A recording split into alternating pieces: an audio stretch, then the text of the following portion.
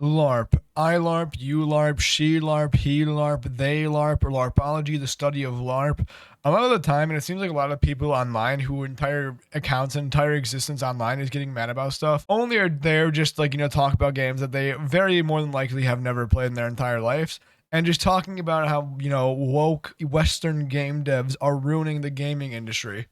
And a lot of the time, I really don't ever talk about these accounts because their entire account existence is just made off of people getting mad and talking about their account. And if I were to talk about them, I would just kind of be like feeding into this never ending cycle of, making them be more capable of rage baiting people. But I'm going to talk about one of these accounts just because I thought the name was funny, and so I want to talk about it because, might as well make one of these videos while I'm alive, and, while I'm recovering from my sickness.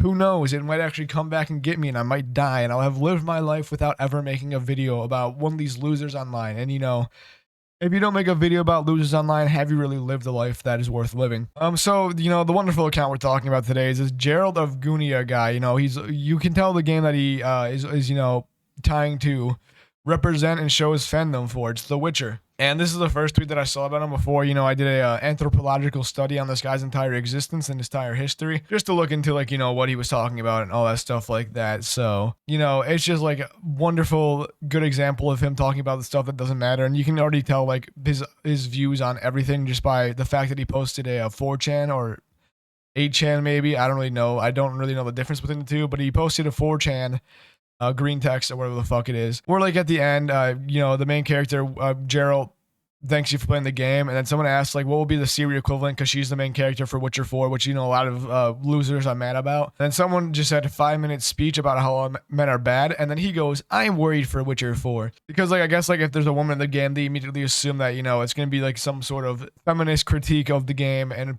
critique of society rather than like them just, thinking, hey, there's an important character in The Witcher, in the Witcherverse, as some would say. What if we make a game about her instead of the main character who we've had as the main character for the game 3 different times? God forbid the story develops and, we move on and we have new characters introduced to the lore. But whatever, once again, you can already see that this guy's going to be a turbo loser who just talks about nothing important and gets mad at a bunch of random stupid stuff. And he's like kind of a flanderization of all those anti-woke, anti-Western game dev gaming accounts that, we're seeing more and more of every day on Twitter, which, surprising, it's on Twitter. A really funny thing about this guy is that he recycles tweets at the most extreme proportion, at the fastest proportion. I'm sorry to all you Wuthering Waves fans, I guess. I don't know if anyone will be interacting with this video, but he's a fan of this game, because I would assume he thinks the women are hot, and that's really what the guy is here for. But yeah, he recycles tweets, as you can see. These tweets are 8 days apart, and they're literally just the same angle, just one different video and a different angle, but the same place in time. He does put a watermark on it, so you know that he's the person who stood in front of this giant structure in Wuthering Waves while looking at the low angle of a woman. So yeah, it's nothing really important at all anyway. By the way, it's just like snow. It's just a standstill of this structure, which I've never played Wuthering Waves, but he's a defender of Wuthering Waves for I think the reason that he thinks the women in the game are hot and not because of the story, if there even is one. Another thing that he does, which is weird that a lot of these anti-West woke people do, is any game where it involves an adult and a child, they're like, yes, this is pro-parenting propaganda. This will bring up the fertility rates. This is pro-child propaganda. This will get the people fucking. I don't know why this is something that they do, but I saw a lot with Pragmata. People were showing the girl and the child and being like, this will get people to want to have kids. And I guess that's something that they do for Death Stranding 2 and Donkey Kong Bonanza. I don't know her name. I'm sorry. I'm not caught up on my Mario lore, but I do kind of know that this is what they're looking at.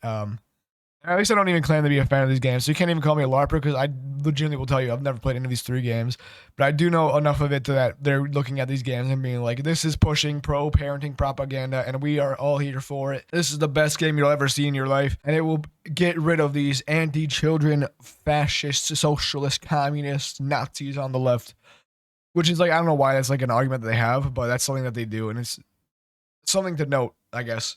Another classic, short hair female west, short hair female in the east. I guess if women are in your game, they're legitimately never, ever, ever, ever allowed to be ugly. You know, if every single woman, if the purpose of a woman in your game is not to make it so that whenever she's on the screen, you have one hand not on the controller or keyboard. I guess like, you know, you're not supposed to put women in your game at all because like, God forbid, women isn't simply there for you to just like look at an ogle and think that she's the hottest person you've ever seen in your life, even though you're fiending over a line of code and acting like, you know, an ugly or a less than pretty woman in a video game is the end of Western culture as we know it. But like, once again, classic, very classic argument that we have here. You saw it a lot in Resident Evil, the newest one, Resident Evil 9 Requiem, where a lot of people are saying that the game was the best game of all time, not because the story was good, but because the main woman was hot, and that means that was awesome and cool and fucking cool.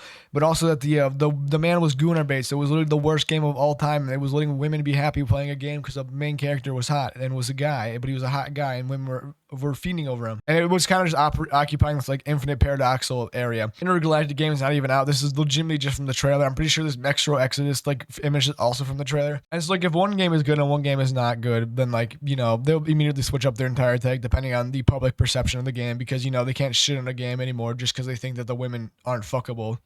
And that's like the number one most important thing for them when they play games. But as you can see, we have some really massive and important gaming commentary here. You know, while he's talking about how, you know, Pragmata is saving fertility rates in the West, we also have really insightful commentary on the validity and necessity to play Withering Raves by this right here.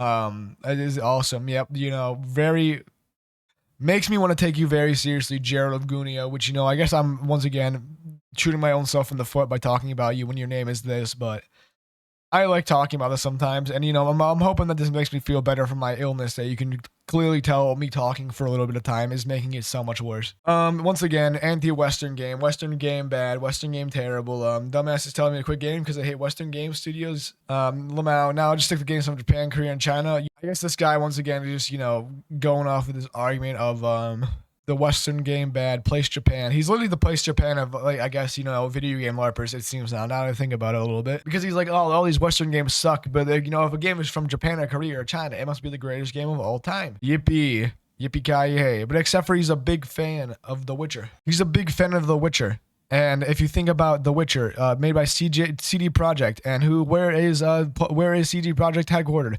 In Poland. Uh-oh. Somebody's being a bit contradictory with your promotion of what type of games you like.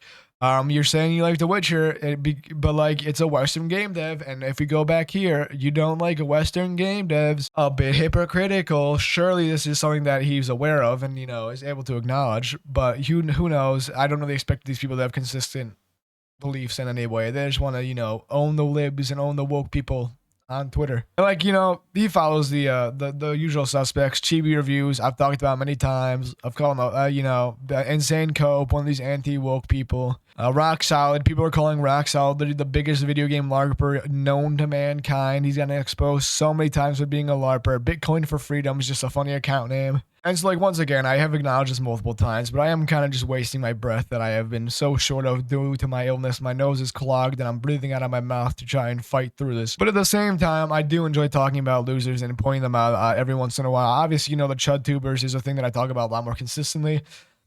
Because those are especially funny to me, but like, you know, occasionally I like to do not a Chud tuber and, like, you know, talk about a random Twitter poster who is a loser, but, you know, I waste my time when I talk about them no matter what, but at the same time I do love doing this. So I hope you had a little bit of a chuckle, or even like exhale at your nose a little bit at the irony of this guy, and if you did that, that's a dubski for me. But that's what I gotta say for today, so thank you for watching. Goodbye.